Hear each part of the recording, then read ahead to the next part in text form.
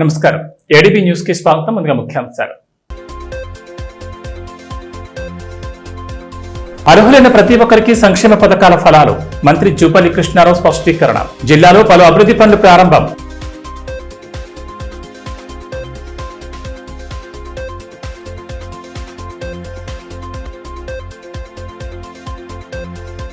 దేశ అభ్యున్నతే లక్ష్యంగా ప్రధాని మోడీ నిరంతర కృషి.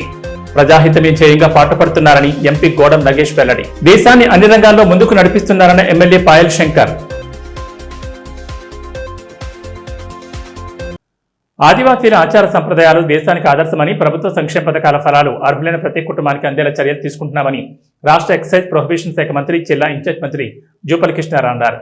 శనివారం సిరికొండ మండలం రెమ్మ గ్రామంలో పర్యటించిన ఆయన నూతనంగా నిర్మించిన ఇందిరమ్మ గృహాలను ప్రారంభించారు.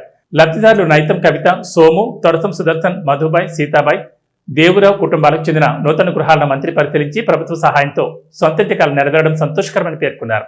ఈ సందర్భంగా ఏర్పాటు చేసిన కార్యక్రమంలో మంత్రి మాట్లాడుతూ రెమ్మ గ్రామాన్ని పైలట్ ప్రాజెక్టుగా ఎంపిక చేసి ఇప్పటి వరకు 69 ఇందిరమ్మ నిర్మాణాన్ని పూర్తి చేసినట్టు తెలిపారు. ఇంకా అర్హులైన కుటుంబాలకు అదనపు గృహాలు మంజూరు చేసేందుకు చర్యలు చేపడుతున్నామని చెప్పారు. గ్రామానికి అవసరమైన బీటీ రహదారి నిర్మాణానికి చర్యలు తీసుకుంటున్నామని తెలిపారు. గ్రామంలో గ్రంథాలయ నిర్మాణం కోసం 10 లక్షల ఆర్థిక సహాయాన్ని మంత్రి ప్రకటించారు. గ్రామీణ ప్రాంతాల విద్యార్థులు ఉన్నత విద్యను అభ్యసించి సమాజంలో ఉన్నత స్థానాలు చేరుకోవాలని ఆకాంక్షించారు. ప్రతి తల్లిదండ్రులు తమ పిల్లల చదువుపై ప్రత్యేక శ్రద్ధ చూపాలని సూచించారు. అర్హులైన ప్రతి కుటుంబానికి కొత్త రేషన్ కార్డులు, సామాజిక భద్రతా పెన్షన్లు అందించేందుకు ప్రభుత్వం కట్టుబడి ఉందని, సంక్షేమ పథకాల అమల్లో ఎలాంటి వివక్షత రావలేదని మంత్రి స్పష్టం చేశారు. అనంతరం ఖానాపూర్ ఎమ్మెల్యే వెడ్మా బొజ్జి పటేల్ మాట్లాడుతూ నియోజకవర్గంలోని మారుమూల గ్రామాల అభివృద్ధికి ప్రభుత్వం ప్రాధాన్యమిస్తోందన్నారు. రెమ్మ గ్రామంలో ఇందిరమ్మ ఇళ్ల నిర్మాణం ద్వారా పేదల సొంతింటి కలను సాకారం చేస్తున్నామని చెప్పారు. రోడ్లు, విద్యుత్, త్రాగునీరు తదితర మౌలిక సదుపాయాల కల్పనకు ప్రభుత్వం పెద్దపీట వేస్తుందన్నారు. ప్రభుత్వం అమలు చేస్తున్న ప్రతి సంక్షేమ పథకం చిట్ట చివరి లబ్ధిదారుడికి చేరేలా క్షేత్రస్థాయిలో పర్యవేక్షిస్తున్నామని తెలిపారు. గ్రామ అభివృద్ధికి ప్రజలందరూ సమిష్టిగా సహకరించాలని పిలుపునిచ్చారు. ఈ కార్యక్రమంలో జిల్లా కలెక్టర్ రాజశిష, ఎస్పీ అఖిల్ మహాజన్, సర్పంచ్ పెందూర్ జంగుపై, ప్రజాప్రతినిధులు, వివిధ శాఖల అధికారులు, గ్రామస్తులు తదితరులు పాల్గొన్నారు. అందుకే ఈ యొక్క గ్రామాన్ని మోడల్ గ్రామం తీసుకొని సుమారుగా 152 నెలలు మంజూరు చేయడం జరిగింది. ఆల్రెడీ ఇప్పుడు 69 పూర్తయినా ఇంకా మిగతా కూడా నడుస్తూ ఉంది. ఈ ఇళ్ళ విషయం సంబంధించి ఎవరు కూడా ప్రభుత్వం ఇచ్చిన 5 లక్షలతో పాటుగా మహా అంటే 50,000 లక్షలు ఎక్స్ట్రా అంటే పర్వాలేదు, కానీ మళ్ళీ 5 లక్షలు 10 లక్షలు అప్పు చేసి మాత్రం ఇల్లు కట్టే కాదేసి అప్పుల పాలు కావద్దు, వడ్డీల పాలు మోయొద్దు, తర్వాత మనం మెడలు చుట్టుకుంటుంది, అదే బాధ ఇబ్బంది కాబట్టి. అట్లాగే రెండవ విషయం ఏదైతే రోడ్డు గురించి మాట్లాడడం జరిగిందో, రిమ్మ గ్రామానికి డాంబర్ రోడ్డు కావడం జరిగిందో, ఇప్పుడు ఎస్పీ గారు, ఎమ్మెల్యే గారు ఎక్కడ మొత్తం ఫారెస్ట్ సమస్య. సో రాష్ట్ర స్థాయిలో ఉన్నతాధికారులు మాట్లాడతాం, ఇక ఫారెస్ట్ ఇబ్బంది లేకపోతే దీనికి స్పెషల్ ఫోకస్ పెట్టి రోడ్డు ప్రయత్నం చేస్తాం. నేను ఇప్పుడు హామీ ఇవ్వలేను, ఎందుకంటే ఎప్పుడు నేను హామీలు ఇవ్వలేదు. దానికి అయిన కాడికే చేసే ప్రయత్నం చేస్తాం. ఆ ప్రాజెక్టుకు సంబంధించి మనం మొదటగా సంబంధిత అధికారులను పిలిపించి హైదరాబాద్ కమిటీ పెట్టి ఏర్పడేద్దాం.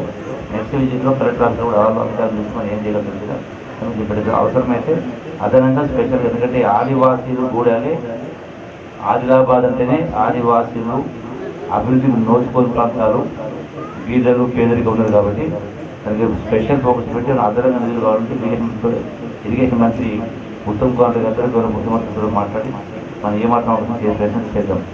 అట్లాగే ఈ సందర్భంగా నేను చెప్పేది మీకు, మీ ఆస్తి అంటే మీ పిల్లలు, మీ పిల్లలే మీ ఆస్తి. కాబట్టి మీ పిల్లల చదువులు, గొప్ప చదువులు చదివించాలి. వాళ్ళ కాళ్ళ పేర వాళ్ళు నిలబడి మిమ్మల్ని కూడా వాళ్ళు మీ అప్పు నుంచి బయటకు పడేసి మిమ్మల్ని గొప్పగా వాళ్ళు చూడాలంటే వాళ్ళను గొప్ప చదువు చదివించాలి. వాళ్ళు ఏం చేస్తున్నారో, చదువుతున్నారా లేదని గమనించే కార్యక్రమం చేయాలి, మంచి గొప్ప చదువు చదివించాలి. కాబట్టి ఆ దానిపైన ఎక్కువ శ్రద్ధ దృష్టి పెట్టాలని చెప్పని కోరుకుంటూ, అట్లాగే ఇతర సమస్యల నుంచి ఈ ప్రభుత్వానికి సంబంధించి ఈ రాష్ట్రం గడిచిన అంతకుముందు ఉన్న ప్రభుత్వం వల్ల రాష్ట్రం అప్పుల పాలైంది. నెలకు 6,000 కోట్ల రూపాయలు వడ్డీ కట్టాల్సి వస్తాం. సంవత్సరానికి 75,000 కోట్లు. అంటే ఇంత ఆర్థిక భారం ఇబ్బంది ఉన్నా కూడా ఈ రోజున మహిళలకు ఆర్టీసీ బస్సులో ఫ్రీ ప్రయాణం, అట్లాగే 200 కరెంటు యూనిట్ కలిస్తే కరెంటు బిల్లు కట్టాల్సిన అవసరం లేదు. అట్లాగే గ్యాస్ సిలిండర్ ధరలు పెరిగిపోయిన 1600 అయినా కూడా ప్రభుత్వం భరించి సుమారుగా 50 లక్షల మంది పైకి కుటుంబాలకు దగ్గర 500 రూపాయల గ్యాస్ సిలిండర్ సబ్సిడీ ప్రభుత్వం భరిస్తుంది. 100 కోట్లు భరించే కార్యక్రమం చేస్తూ ఉంది. 200 యూనిట్ల కరెంటు కూడా ఫ్రీ ఏర్పాటు చేస్తూ ఉంది. ఇందులో కూడా కొత్త రేషన్ కార్డు ఇవ్వడం జరిగింది. అట్లాగే ఇప్పుడు ఎవరైతే భర్తలు చనిపోయిన వాళ్ళు పెన్షన్ లేని వాళ్ళు కొత్తగా ప్రభుత్వం ఇప్పటికే 2 లక్షల రూపాయలు 2 లక్షల మందికి కొత్తగా పెన్షన్ ప్రకటించడం జరిగింది. దీంతో పాటుగా ఒంటరి మహిళలు కూడా ఉంటే వాళ్ళకు కూడా ఈ పెన్షన్ వచ్చే నుండి ఏర్పాటు చేస్తాము. సరిగ్గా కొంత సమయం పట్టవచ్చు. అది దానిపై నిర్ణయం తీసుకుని లేని వరకు పెన్షన్ కూడా ఇచ్చే కార్యక్రమం జరుగుతుంది. ప్రధాని నరేంద్ర మోడీ పాలనలో భారతదేశం అన్ని రంగాల్లో అభివృద్ధి దిశగా ముందుకెళ్తోందని ఆదిలాబాద్ ఎంపీ నగేష్ అన్నారు. నరేంద్ర మోడీ ప్రధానిగా బాధ్యతలు స్వీకరించి 12 ఏళ్లు పూర్తి చేసుకున్న నేపథ్యంలో బీజేపీ పార్టీ కార్యాలయంలో ఏర్పాటు చేసిన మీడియా సమావేశంలో ఎమ్మెల్యే పాయల్ శంకర్తో కలిసి ఆయన పాల్గొన్నారు. గత 12 ఏళ్ల కాలంలో చేపట్టిన అభివృద్ధి పనులు, సంక్షేమ పథకాల తీరును వివరించారు. సమావేశంలో బీజేపీ జిల్లా అధ్యక్షులు పతంగి బ్రహ్మానందం, నాయకులు లాలామున్నా, అశోక్, హన్వాండ్లు యాదవ్ తదితరులు పాల్గొన్నారు. ఈ మేరకు ఎంపీ గోడం నగేష్ మాట్లాడుతూ 12 ఏళ్ల పాలనతో ప్రధాని నరేంద్ర మోడీ చరిత్ర సృష్టించారని పేర్కొన్నారు. ఆయన ఏ దేశానికి వెళ్లినా విశేష ఆదరణ లభిస్తుందని తెలిపారు. తెలంగాణ రాష్ట్రంతో పాటు జిల్లా అభివృద్ధికి కేంద్రం ప్రత్యేక నిధులను కేటాయిస్తుందని అన్నారు. ప్రజలిచ్చే ప్రజాసేవకే మోడీ కృషి చేస్తున్నారన్నారు. ప్రపంచంలోనే యొక్క మహత్తరమైనటువంటి నాయకత్వంలో ఉంచడమే కాకుండా ప్రపంచ దేశాలతో ఉన్నటువంటి దౌత్యాన్ని కూడా ఏ విధంగా ఈరోజు నెరవేరుస్తూ ఉన్నారో మేధావులందరూ కూడా ఈరోజు దౌత్య నీతిపై ఏ విధంగా ప్రశంసిస్తూ ఉన్నారో ఈ దేశ ప్రజానికి ప్రపంచంలో మేధావులందరూ కూడా వాళ్ళ యొక్క ప్రశంసలు మనం చూస్తూ ఉన్నాం, తెలుస్తూ ఉంది. అంటే ఇదేదో 12 సంవత్సరాలు ఏదో, ఎందుకంటే ఒక్క నిమిషం కూడా ఆయన రెస్ట్ లేకుండా దేశానికి సంబంధించినటువంటి అభివృద్ధి సంక్షేమ కార్యక్రమాలు పేదవాళ్ళ యొక్క ఆలోచనతో పనిచేసినటువంటి నాయకత్వం. ఇదేదో 12 సంవత్సరాలు ఏదో జరిగిపోయిందనేది కాదు. నిరంతరమైనటువంటి శ్రమ చేసుకోవడం, దేశాన్ని మహోన్నతమైనటువంటి స్థానంలో తీసుకెళ్ళడానికి, అది ఆర్థిక రంగంలో కావచ్చు, సైనిక పాఠవాల్లో కావచ్చు. సింధూర్ సమయంలో మనం చూసుకున్నాం ఏ విధంగా మన యొక్క డిఫెన్స్ ఫోర్సెస్ కావచ్చు, ఏ విధంగా దాన్ని ఆ రోజు చేసినటువంటి విషయాలు. ప్రధాని మోడీ నాయకత్వంలో సుపరిపాలన కొనసాగుతుందని ఆదిలాబాద్ ఎమ్మెల్యే పాయల్ శంకర్ అన్నారు. దేశ భద్రత, అభివృద్ధి, ప్రజల సంక్షేమం కోసం మోడీ పాటుపడుతున్నారని పేర్కొన్నారు. గత యూపీఏ పరిపాలనలో అవినీతి, కుంభకోణాలు తప్ప ఎటువంటి అభివృద్ధి జరగలేదని, కానీ మోడీ 12 ఏళ్ల పాలనలో ఎక్కడా కూడా చిల్లిగా అవినీతి కూడా జరగలేదని పేర్కొన్నారు. త్వరలో కేంద్ర సహకారంతో ఎయిర్పోర్ట్లతో పాటు ఇండస్ట్రియల్ పార్క్ రానుందని తెలిపారు. భారతదేశం ప్రపంచానికి నాయకత్వం వహించేటటువంటి ఈ రోజులలో నరేంద్ర మోడీ గారి నాయకత్వంలో దేశం ఎంత గొప్పగా ప్రగతి సాధించిందో ఇదంతా కూడా ఈరోజు దేశంలో చర్చ జరగాలి. గతంలో యూపీఏ పరిపాలనలో రోజు ఉదయం లేచి పేపర్లు చూసినా లేదా దినంలో టీవీలు చూసినా ఈ దేశంలో ఏదో ఒక రాష్ట్రంలో లేదా దేశ రాజధాని ఢిల్లీలో ఈరోజు ఇన్ని వేల కోట్ల కుంభకోణం జరిగిందని, లేదా ఈ కుంభకోణం విలువ ఇన్ని లక్షల కోట్ల రూపాయలని ప్రతిరోజు మనం వార్తలు చూసేది. కానీ నరేంద్ర మోడీ గారు ప్రధానమంత్రి అయిన తర్వాత 12 సంవత్సరాల తర్వాత కూడా ఏ ఒక్క రోజు కూడా కేంద్ర క్యాబినెట్లో పనిచేస్తున్నటువంటి మంత్రుల మీద కానీ, ప్రభుత్వం మీద కానీ ఎక్కడ ఏ ఒక్క చిల్లిగవ్వ అవినీతి ఆరోపణలు లేకుండా ఈరోజు గొప్పగా పరిపాలన నడుస్తున్నది నరేంద్ర మోడీ గారి నాయకత్వం. ఆర్టీసీని రాష్ట్ర ప్రభుత్వంలో విలీనం చేసే ప్రక్రియపై సానుకూల పురోగతి జరుగుతుందని ఉమ్మడి జిల్లా ఆర్టీసీ ఆర్ఎం విజయపాన్ తెలిపారు. ఆర్టీసీ ఉద్యోగులు, కార్మికుల చిరకాల స్వప్నమైన విలీన అంశాన్ని రాష్ట్ర ప్రభుత్వం అత్యంత ప్రాధాన్యత పరిశీలిస్తుందని పేర్కొన్నారు. ఏప్రిల్లో జరిగిన సమ్మె సందర్భంగా ఉంచిన ప్రధాన డిమాండ్లైన 2021 వేతన సవరణ, యూనియన్ల పునరుద్ధరణ, ఆర్టీసీ విలీన అంశాలను కేబినెట్ సబ్ కమిటీ సానుకూలంగా పరిగణించినట్లు వెల్లడించారు. అనంతరం విలీన ప్రక్రియను వేగవంతం చేయడానికి ఉన్నత స్థాయి కమిటీని ఏర్పాటు చేసి సాంకేతిక, ఆర్థిక, పరిపాలన అంశాలపై సమగ్రంగా సమీక్ష నిర్వహించినట్లు చెప్పారు. సమ్మెకాలంలో మిగిలిన సమస్యల పరిష్కారానికి ఆర్టీసీ, ఈడీల కమిటీ కార్మిక సంఘాలతో చర్చలు కొనసాగిస్తుందని తెలిపారు. రాష్ట్ర వ్యాప్తంగా అన్ని డిపోలలో కార్మిక శాఖ పర్యవేక్షణలో పారదర్శకంగా యూనియన్ వెరిఫికేషన్ నిర్వహించనున్నట్లు వెల్లడించారు. ఈ ఎన్నికల్లో మెజార్టీ సాధించిన కార్మిక సంఘాల ప్రతినిధులను విలీన ప్రక్రియలో భాగస్వాములుగా తీసుకుని వారి సూచనలతో తుది నిర్ణయం తీసుకుంటారని వివరించారు. ఉద్యోగుల భవిష్యత్తే భద్రతే ప్రభుత్వ లక్ష్యమని, విధుల్లో అంకితభావంతో పనిచేస్తూ సంస్థ అభివృద్ధికి సహకరించాలని ఆయన కోరారు. టీజీఎస్ ఆర్టీసీ ప్రభుత్వ విలీనం తాజా పురోగతిపై స్పష్టత ఇవ్వడానికి సభను ఏర్పాటు చేయడం జరిగింది. ప్రియమైన కార్మిక మరియు ఉద్యోగ సోదరులారా, మన సంస్థను ప్రభుత్వంలో విలీనం చేయాలని మీ అందరి యొక్క చిరకాల స్వప్నం. ఈ చారిత్రక నిర్ణయానికి రాష్ట్ర ప్రభుత్వం అత్యంత సానుకూలంగా ఉందనే విషయాన్ని మీ అందరికీ తెలియజేయడానికి మొత్తం సంగ్రహిస్తున్నాను. గత ఏప్రిల్ సమ్మె కాలంలో ముఖ్యమైన 3 అంశాలను ప్రభుత్వం ఏర్పాటు చేసిన క్యాబినెట్ సబ్ కమిటీ పరిశీలించి సానుకూలంగా పరిగణించింది. అందులో 2021 వేతన సవరణ, యూనియన్ల పునరుద్ధరణ మరియు ఆర్టీసీ సంస్థను ప్రభుత్వంలో విలీనం చేసే అంశంపై నిర్ణయం తీసుకోవడం జరిగింది. అనంతరం ఈ ప్రక్రియను క్యాబినెట్ సబ్ కమిటీ పరిధిలోకి తెచ్చి విలీన ప్రక్రియ అత్యంత ప్రాధాన్యత కలిగిన అంశంగా ప్రభుత్వం పరిగణిస్తుంది. ఆర్టీసీ విలీన అంశాన్ని క్షుణ్ణంగా పరిశీలించేందుకు రాష్ట్ర ప్రభుత్వం ఒక ఉన్నత స్థాయి కమిటీని ఏర్పాటు చేసింది. ఈ కమిటీ ఇప్పటికే ప్రత్యేకంగా సమావేశమై విలీనానికి సంబంధించిన అన్ని సాంకేతిక, ఆర్థిక మరియు పరిపాలనపరమైన అంశాలపై లోతైన సమీక్ష నిర్వహించింది.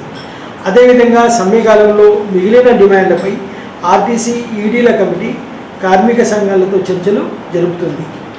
విలీన ప్రక్రియలో ప్రతి ఒక్క కార్మికుడి స్వరం వినిపించాలనేది క్యాబినెట్ సబ్ కమిటీ యాజమాన్యం యొక్క ఉద్దేశం.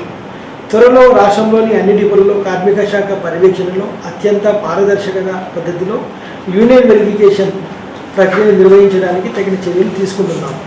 ఈ ఎన్నికల్లో ప్రజాస్వామ్యబద్ధంగా మెజారిటీ సాధించిన కార్మిక సంఘాల ప్రతినిధులను విలీన ప్రక్రియలో ప్రత్యక్షంగా భాగస్వాములను చేస్తాము. వారి నుంచి వచ్చే విలువైన సూచనలను, సలహాలను క్యాబినెట్ సబ్ కమిటీ పరిశీలనకు పంపి అందరికీ ఆమోదయోగ్యంగా 100% పారదర్శకంగా విలీన తుది ప్రక్రియను పూర్తి చేస్తాము. మీ భవిష్యత్తుకు భద్రత కల్పించడమే ప్రభుత్వ ధ్యేయం. ఎప్పటిలాగా మీ విధులను అంకితభావంతో నిర్వహిస్తూ సంస్థ అభివృద్ధికి సహకరించాలని కోరుతున్నాం. కేంద్రంలోని బీజేపీ ప్రభుత్వ తీరుతో విపక్ష పార్టీల ఓట్ల ప్రమాదంలో పడ్డాయని, భారీగా ఓట్ల చోరీ జరుగుతోందని టీపీసీసీ కోఆర్డినేటర్ నరేష్ రాథోడ్ ఆరోపించారు. శనివారం ఆయన తన సహచర కోఆర్డినేటర్లు రాఘవేందర్ రెడ్డి, మోహన్ కుమార్, డీసీసీ అధ్యక్షులు నరేష్ యాదవ్తో కలిసి ఆదిలాబాద్ పట్టణంలోని కంది శ్రీనివాసరెడ్డి క్యాంప్ ఆఫీస్తో నిర్వహించిన BLA-2 శిక్షణ సదస్సుకు హాజరయ్యారు. ఎస్ఐఆర్తో బీజేపీ ఈసీఐను అడ్డుపెట్టుకుని ఒక పథకం ప్రకారం వాటి వ్యతిరేక ఓట్లు తొలగిస్తుందన్నారు. ఈసీఐ నియామక ప్రక్రియలో 2023లో కేంద్రం చేసిన కొత్త చట్టం ప్రకారం త్రిసభ్య కమిటీలో ప్రధానమంత్రి, లోక్సభ ప్రతిపక్ష నేతతో పాటు 3వ వ్యక్తిగా ఉన్న CJIను తొలగించి ప్రధాని నామినేట్ చేయబడిన కేంద్ర మంత్రిని ఆ స్థానంలో భర్తీ చేయడంతో ఈసీఐ పారదర్శకతపై ప్రజల్లో అనుమానాలు కలుగుతున్నాయన్నారు. ఓట్ను కోల్పోకుండా మ్యాపింగ్ చేసుకోవాలన్నారు. పార్టీ ఓట్లు గల్లంత కాకుండా కాపాడంలో BLA-2ల పాత్ర చాలా కీలకమన్నారు. అనంతరం కోఆర్డినేటర్లు ఎస్ఐఆర్పై స్క్రీన్ ద్వారా అవగాహన కల్పించి శిక్షణ అందించారు. ఈ కార్యక్రమంలో మున్సిపల్ చైర్పర్సన్ బండారి అనూష, సభాధ్యక్షురాలు కంది మౌనారెడ్డి, ఆదిలాబాద్ నియోజకవర్గ coordinator Baruri Govardhan Reddy, market committee chairman Poranchi Srikanth Reddy, ATMA committee chairman గిమ్మా Santosh, నాయకులు సాజిద్ ఖాన్, అల్లూరు సంజీవ్ రెడ్డి, కిజార్ పాషా, శాంతన్రావు తదితరులు పాల్గొన్నారు. ఎస్ఐఆర్ అనే ప్రక్రియ ఎందుకు జరుగుతుంది? ఓటర్ల జాబితాల యొక్క ప్రత్యేక సమగ్ర సవరణ దానికోసం జరుగుతుంది. ఓటు ఈ కార్యక్రమం జరుగుతున్నంతసేపు మనం చాలా ఎక్కువ సార్లు పలికేటటువంటి మాట ఓటు. మరి ఎందుకు ఈ ఓటు అంత ప్రాధాన్యత సంతరించుకుంది? వచ్చినటువంటి ప్రధానమైనటువంటి మార్పు ఏమిటి? ఈ దేశంలో మన పాలకుడిని ఎవరైతే మనల్ని ఎన్నుకోవాలనో, ఎవరు ఎన్నుకోవాలో మనల్ని డిసైడ్ చేసేటటువంటి అధికారం ప్రజలకు ఇవ్వబడింది, అదే ఓటు. ఆ ఓటు ఈరోజు ప్రమాదంలో ఉంది. కాబట్టి ఈ ఎస్ఐఆర్ అనేటటువంటి ప్రక్రియ మీద మనము ఇంత సీరియస్గా మాట్లాడుకోవడానికి అవకాశం కలిగింది, అవసరం కూడా ఉంది. అటువంటి అంతటి ప్రాధాన్యత కలిగినటువంటి ఈ ఓటుని ఈరోజు చోరీ చేసేటటువంటి ప్రయత్నం జరుగుతూ ఉంది. అర్హులైనటువంటి వారికి ఈ ఓటు అందకుండా చేసేటటువంటి ప్రయత్నం చాలా ప్లాన్డ్గా జరుగుతూ ఉంది. మన పార్టీ నిర్మాణంలో వారికి సమాంతరంగా వారికి అనుగుణంగా మన యొక్క పార్టీ నిర్మాణం ఉంటుంది. అక్కడ కేంద్ర ఎన్నికల సంఘం ఉన్నట్టుగానే మన కేసీసీ ఉంటుంది. మన యొక్క బూత్ లో మన పార్టీ తరపున BLA అనేటువంటి మీరు పనిచేస్తారు. మళ్ళీ ప్రతి ఒక్కరికి ఒక సమగ్రమైనటువంటి అవగాహన కల్పించాలనేటటువంటి ఉద్దేశంతో మన నియోజకవర్గ ఇన్ఛార్జ్ శ్రీనివాస్ రెడ్డి అన్న గారి సహకారంతో ఇక్కడ కాంగ్రెస్ పార్టీలో పనిచేస్తున్నటువంటి నిజమైనటువంటి నిఖార్సైనటువంటి కాంగ్రెస్ కార్యకర్తలందరి సహకారంతో ఈరోజు మనమంతా ఈ హాల్లో కూర్చొని సీరియస్గా ఈ విషయం గురించి డిస్కస్ చేసేటటువంటి అవసరం ఎందుకు వచ్చింది. మామూలుగా ప్రతి ఊళ్ళో ప్రతి బూత్లో కూడా 10-15 సంవత్సరాలలో కొంతమంది చనిపోయి ఉంటారు, కొంతమంది ఊరి నుంచి వెళ్ళిపోయిన వాళ్ళు ఉంటారు, కొంతమంది పెళ్ళిళ్ళై వెళ్ళిపోయిన ఉంటారు. ఈ ఓట్లన్నీ తొలగించాలి. ఈ 10 నుంచి 15-20 సంవత్సరాలలో నూతనంగా 18 సంవత్సరాలు నిండినటువంటి యువకులు ఉంటారు. వీళ్ళందరినీ ఓటర్ లిస్టులోకి చేర్చాలి. ఇదే ఓటర్ లిస్టుల యొక్క ప్రక్షాళన, ఓటర్ లిస్టుల శుద్ధీకరణ. ఇన్ సర్వీస్ ఉపాధ్యాయులకు టెట్ నుంచి మినహాయింపు కల్పించేందుకు కేంద్రం ప్రత్యేక ఆర్డినెన్స్ తీసుకురావాలని తెలంగాణ ప్రాంత ఉపాధ్యాయ సంఘం డిమాండ్ చేసింది. ఈ మేరకు శనివారం ఏర్పాటు చేసిన సమావేశంలో సంఘం జిల్లా అధ్యక్షుడు సునీల్ చవాన్, ప్రధాన కార్యదర్శి వలపోజు గోపికృష్ణ పాల్గొని పలు డిమాండ్లను వెల్లడించారు. సుప్రీంకోర్టు 2028 ఆగస్టు 31 లోపు టెట్ అర్హత సాధించాలని అవకాశం ఇచ్చిన నేపథ్యంలో రాష్ట్రంలో సుమారు 30,000 మంది ఉపాధ్యాయులు ప్రభావితం అవుతున్నారని పేర్కొన్నారు. 2010 ఏప్రిల్ 1కి ముందు నియమితులైన వారికి టెట్ అవసరం లేదన్న నిబంధనలు ఉన్నాయని గుర్తు చేశారు. ఈ నేపథ్యంలో కేంద్రం ఆర్డినెన్స్ ద్వారా మినహాయింపు ఇవ్వాలని, రాష్ట్ర ప్రభుత్వం కూడా ఈ విషయంలో చర్యలు తీసుకోవాలని కోరారు. సమావేశంలో సంఘ ఆర్థిక కార్యదర్శి ఉదార్ కేశవ్, జిల్లా కార్యదర్శులు దొంతుల విలాస్, కడుకుంట్ల అనిల్, నాందేవ్, గోపాల్ కాంబ్లే, గంభీర్ తదితరులు పాల్గొన్నారు. నిబంధనలు లేకుండా వాళ్ళందరూ కూడా నోటిఫికేషన్ ద్వారా రావడం జరిగింది. ఆ తర్వాత 2010లో నుంచి ఇచ్చినటువంటి గైడ్లైన్స్ ద్వారా మన ఉపాధ్యాయులందరికీ కంపల్సరీ పాస్ కావాలని చెప్పడం జరిగింది. దాని కారణంగా మనకు 2025లో సుప్రీంకోర్టు తీర్పు ఇవ్వడం జరిగింది. ఉపాధ్యాయులందరూ ఖచ్చితంగా టెట్ పాస్ కావాలని చెప్పడం జరిగింది. మరియు ఆ యొక్క తీర్పు పైన కూడా మా యొక్క ఉపాధ్యాయులు దాదాపు 65 రివ్యూ పిటిషన్లు ఇవ్వడం జరిగింది. ఆ రివ్యూ పిటిషన్ అన్నింటినీ కూడా ఇచ్చింది నిబంధనల ప్రకారం లేవని ఆ తీర్పుని కొట్టివేయడం జరిగింది. మా యొక్క ఉపాధ్యాయ సంఘం పక్షాన ప్రత్యేకమైన ఆర్టికల్స్ తీసుకొచ్చి ఇన్ సర్వీస్ ఉపాధ్యాయులందరూ కూడా టెక్నిక్ నిర్వహించాలని చెప్పేసి మా సంఘం కోరుతుంది. దీంతో భాగంగా మొదటి దశలో పత్రికా సమావేశంతో పాటు రెండవ దశలో ముఖ్యమంత్రికి మరియు ప్రధానమంత్రి గారికి కూడా వివరణ సమర్పిస్తున్నాం. మరియు చివరి దశలో కూడా ఢిల్లీలో కూడా APRS మాధ్యమంలో త్వరలో మేము దండా నిర్వహించబోతున్నాము పెద్ద ఎత్తున. మరియు ఉపాధ్యాయులందరూ కూడా ఈ టెస్ట్లో ఇచ్చినటువంటి వెయిటేజ్లో కూడా ఇలాంటి కూడా సమర్థకం లేదు. 90 మార్కులకు ఆదిలాబాద్లోని రిమ్స్ వైద్య కళాశాలలో పీడియాట్రిక్స్, గైనకాలజీ విభాగాల్లో ఖాళీగా ఉన్న అసిస్టెంట్ ప్రొఫెసర్ పోస్టులను తాత్కాలిక కాంట్రాక్ట్ విధానంలో భర్తీ చేయనున్నట్లు కళాశాల డైరెక్టర్ జయసింగ్ రాథోడ్ ఒక ప్రకటన తెలిపారు. అభ్యర్థులు తమ విద్యార్హతలకు సంబంధించిన ధ్రువపత్రాలతో అధికారిక వెబ్సైట్ ద్వారా దరఖాస్తు చేసుకోవాలని సూచించారు. పోస్టుల భర్తీ కోసం ఈ నెల 18న ఉదయం 10:30 గంటల నుంచి మధ్యాహ్నం 4 గంటల వరకు రిమ్స్ మెడికల్ కళాశాలలో వాక్-ఇన్ ఇంటర్వ్యూలు నిర్వహించనున్నట్లు వెల్లడించారు. పీడియాట్రిక్స్ లో ఒక అసిస్టెంట్ ప్రొఫెసర్, గైనకాలజీలో ఒక అసిస్టెంట్ ప్రొఫెసర్ పోస్టు ఉన్నాయని, అర్హత గల వైద్యులు ఈ అవకాశాన్ని వినియోగించుకోవాలని సూచించారు. ఫేక్ సొసైటీ పేరుతో వ్యాపారుల నుంచి ఫుడ్ కంట్రోలర్ నాయక్ అక్రమ వసూళ్లకు పాల్పడుతున్నారని ఛాంబర్ ఆఫ్ కామర్స్ అధ్యక్షుడు దినేష్ మటోలియా ఆరోపించారు. శనివారం ఆయన మీడియాతో మాట్లాడుతూ ఇటీవల వ్యాపారులకు శిక్షణ ఇచ్చి సొసైటీకి డబ్బులు కట్టాలని బెదిరిస్తున్నారన్నారు. వసూలు చేసిన నగదును వెంటనే తిరిగి ఇవ్వాలని, లేని పక్షంలో ఆదిలాబాద్ బంద్కు పిలుపునిస్తామని హెచ్చరించారు. सोसाइटी 1999 में रजिस्ट्री हुई और आज तक बगैर GST से काम कर रहे हैं। ये सोसाइटी गवर्नमेंट को कोई भी किसी भी प्रकार का टैक्स नहीं जा रहा है। और ये फेक सोसाइटी टी नायक द्वारा व्यापारियों को परेशान करने के लिए, एजेंट परेशान करने के लिए जो एजेंट द्वारा ये 2000 से 10,000 रुपये जो वसूल रहा है वो बगैर GST के वसूल रहा है। और वो जो वो दे और एक प्रकार का जो डर बताकर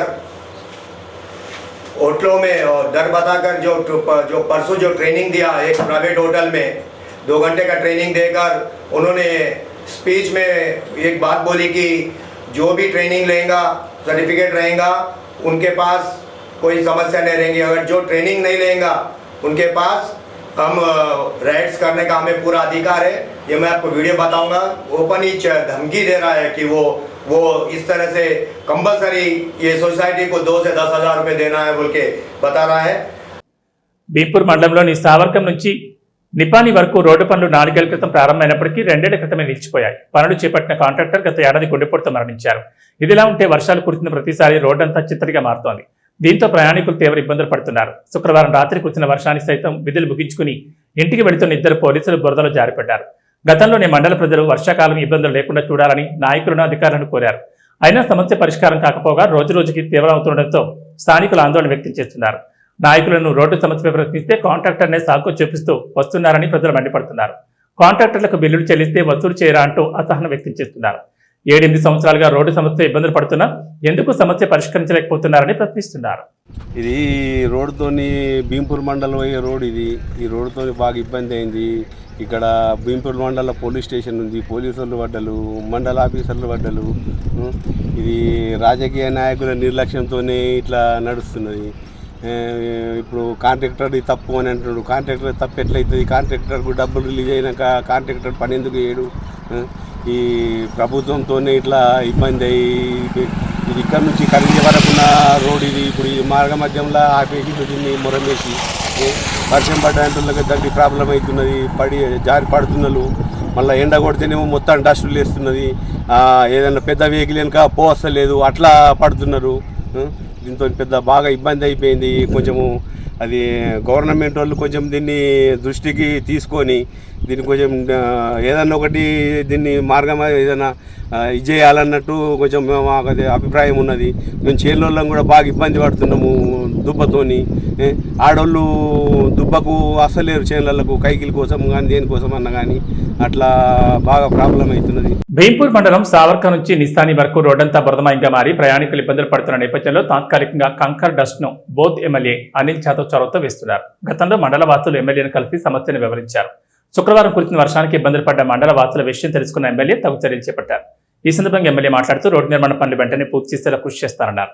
ఈ కార్యక్రమంలో ఆయన వెంట మండల నాయకులు అడ్వకేట్ కేమా శ్రీకాంత్, మాజీ జడ్పీటీసీ కుమర సుధాకర్, లింబాజీ, సంతోష్, కిరణ్ యాదవ్, దత్తు యాదవ్, మాడావి వినోద్, అప్రోచ్, కపిల్ యాదవ్ తదితరులు ఉన్నారు. నిన్న కురిసినటువంటి వర్షాల్లో భాగంగా ఈ జమ్దాపూర్ నుంచి కరంజీ వరకు ఏదైతే రోడ్ ఉందో అది కొంచెం వర్షం వల్ల కొంచెం దెబ్బపడ్డది. గతంలో కొన్ని రోజుల నుంచి కూడా ఇది ఒక అసంపూర్తిగా ఉన్నటువంటి ఒక రోడ్ను సంబంధిత అధికారులతో మాట్లాడి కలెక్టర్ గారి యొక్క చొరవతోటి మనం ఈరోజు ఏదైతే ఆ కాంట్రాక్టర్లను మెప్పించి ఈ రోడ్ను కూడా మనం మొదలు పెట్టడం జరిగింది. తప్పకుండా ఈ రోడ్ను కూడా పూర్తి చేసే బాధ్యత తీసుకుంటాం. ఇక ఈ చుట్టుపక్కల ఉన్నటువంటి ప్రాంతంలో ఉన్నటువంటి జమ్దాపూర్ నుంచి కరంజీ వరకు ఉన్నటువంటి సోదరులందరూ, ప్రజలందరూ కూడా కొంచెం సహనం పాటించాలి. తప్పకుండా ఈ రోడ్ను పూర్తి చేసే బాధ్యత తప్పకుండా ఈ నియోజకవర్గ ఎమ్మెల్యేగా నేను బాధ్యత తీసుకుంటా. దానికి మీరు ఎలాంటి దిగులు పడాల్సిన అవసరం లేదు. ఈరోజు మనం పనులు మొదలుపెట్టినాం రిపేర్ కాబట్టి మొత్తం అర్థంగా చేస్తాం. తప్పకుండా మీకు ఎలాంటి కష్టం రాకుండా చూసే బాధ్యత తీసుకుంటామని చెప్పేసి కూడా కృషి పట్టుదల సాధించాలనే తపన ఉంటే వయసుతో సంబంధం లేదని ఆదిలాబాద్ జిల్లా కేంద్రానికి చెందిన 63 ఏళ్ల రిటైర్డ్ అసిస్టెంట్ ఏవో రావుల సత్యనారాయణ నిరూపించారు. ఇప్పటికే 2 సార్లు ప్రవేశ పరీక్ష రాసి రాష్ట్ర స్థాయిలో ఉత్తమ ర్యాంకులు సాధించిన ఆయన శుక్రవారం విడుదలైన ఐసెట్ ఫలితాల్లో 245వ ర్యాంకు సాధించారు. ప్రస్తుత ఉపాధ్యాయులైన భార్య సునీత 2021 ఫిబ్రవరిలో మృతి చెందగా ఆ తర్వాత 2 నెలలకే చిన్న కుమారుడు MBBS చదివిన శరణ్ కూడా తను చాలించాడు. పెద్ద కుమారుడు హైదరాబాద్లో యూత్ వెల్ఫేర్ జిల్లాధికారిగా పనిచేస్తుండటంతో ఆయన మధ్య ఉంటూ ఒంటరితనాన్ని అధిగమించేందుకు పుస్తకపట్నంలో నిమగ్నమయ్యారు. గత ఏడాది ఐసెట్లో ఆయన 178వ ర్యాంకు సాధించగా ఏడాది సైతం అదే స్థాయిలో ప్రతిభ కనబరచడం విశేషం. ఇంద్రవెల్లి పోలీస్ స్టేషన్ పరిధిలో జరిగిన దాడి కేసులో నిందితుడికి 3 నెలల సాధారణ జైలు శిక్ష విధిస్తూ SC/ST సెషన్స్ న్యాయమూర్తి ఆర్ డానీ రూత్ శనివారం తీర్పు వెలువరించారు. పోలీసుల వివరాల ప్రకారం ఇంద్రవెల్లి మండలం కేంద్రంలో 2021 జనవరి 23న సాయంత్రం ఉర్దూ పాఠశాల సమీపంలో సత్పాజీగూడ గ్రామానికి చెందిన గిల్చే నారాయణను జాలం తాండాకు చెందిన బత్వాల్ సంతోష్ అసభ్య పదజాలంతో దూషించి గొంతు పట్టుకుని నేలపై పడేసి చేతులు కాళ్ళతో దాడి చేసి గాయపరిచాడు. అంతేకాకుండా చంపేస్తానని బెదిరించాడు. ఈ ఘటనపై బాధితులు ఇచ్చిన ఫిర్యాదుతో ఇంద్రవెల్లి పోలీసులు కేసు నమోదు చేసి దర్యాప్తు చేపట్టారు. కేసు విచారణ అనంతరం నిందితులు బత్వాల్ సంతోష్ను దోషిగా నిర్ధారించిన కోర్టు 3 నెలల జైలు శిక్ష లేదా 1000 రూపాయల జరిమానా విధించింది. ఈ కేసును అప్పటి ఉట్నూరు ఏఎస్పీఎన్ ఉదయరెడ్డి దర్యాప్తు చేయగా స్పెషల్ పబ్లిక్ ప్రాసిక్యూటర్ ఎం రమణారెడ్డి వాదనలు వినిపించారు. కోర్టు విధులు నిర్వహించిన సిడిపిఓ సిహెచ్ నరేందర్, లైజన్ అధికారి ఎం రవీందర్ ఠాకూర్, సిఐ ఎం ప్రసాద్ సహా పోలీస్ సిబ్బందిని జిల్లా ఎస్పీ అఖిల్ మహాజన్ అభినందించారు. తాంసీ మండలంలోని వడ్డాడి స్వయంభూ లింబాద్రి లక్ష్మీ నరసింహస్వామి ఆలయాన్ని శనివారం Adilabad junior civil judge B Hussain దర్శించుకున్నారు. ఆలయ అర్చకులు విఘ్నేష్ పూర్ణకుమంతో స్వాగతం పలికారు. అనంతరం ఆలయం దర్శించుకుని ఆలయ విశిష్టతను తెలుసుకున్నారు. ఆలయ కమిటీ చైర్మన్ అశోక్ను ఆలయ విశేషాలను అడిగి తెలుసుకున్నారు. ఆయన వెంట గ్రామ సర్పంచ్ బెండ జయసుధ, ఎఫ్బీఓ రాధాకృష్ణ, జగజ్జీవన్ రెడ్డి, పోతన్న, నాందేవ్ తదితరులు ఉన్నారు. అదేవిధంగా ఆలయ కమిటీ ఆధ్వర్యంలో జడ్జిని సన్మానించారు. ఆదిలాబాద్ పట్టణంతో పాటు పలు మండలాల్లో శుక్రవారం సాయంత్రం భారీ వర్షం కురిసింది. మెరుగు తర్వాత వానలు కురవడం ఇదే తొలిసారి కాగా తీవ్రమైన ఉక్కపోత నుంచి జనాలకు కొంత ఉపశమనం లభించింది. ఇక విత్తనాలు విత్తుకుని వానల కోసం ఆసక్తిగా ఎదురుచూస్తున్న రైతులు తాజాగా కుట్టిన వర్షాలతో హర్షం వ్యక్తం చేశారు. మరో 2-3 మార్లు భారీ వర్షాలు కురిస్తే విత్తనాలు మొలకెత్తే అవకాశం ఉంటుందని ధీమా వ్యక్తం చేస్తున్నారు. ఇదిలా ఉంటే తాంసీ మండలంలో శుక్రవారం రాత్రి కురిసిన వర్షానికి కప్పర్ల, జామిడి, బండల్, నాగాపూర్, పొన్నారి, పాలోది, వడ్డాడి, హస్నాపూర్ గ్రామాల్లో విద్యుత్ సమస్య ఏర్పడింది. లైన్పై చెట్టు కూరడం, విద్యుత్ స్తంభాలు పడిపోవడం, వైర్లు తెగిపోవడం, ఇన్సులేటర్లు పగిలిపోవడంతో విద్యుత్ సరఫరాకు అంతరాయం కలిగింది. మండల విద్యుత్ శాఖ అధికారి మనోజ్, జేఎల్ఎం సంజీవ్ సిబ్బందితో కలిసి ఉదయం 4 గంటల వరకు శ్రమించి విద్యుత్తును పునరుద్ధరించారు. ముఖ్యాంశాలు మరోసారి చూద్దాం. అర్హులైన ప్రతి ఒక్కరికి సంక్షేమ పథకాల ఫలాలు. మంత్రి జూపల్లి కృష్ణారావు స్పష్టీకరణ. జిల్లాలో పలు అభివృద్ధి పనులు ప్రారంభం.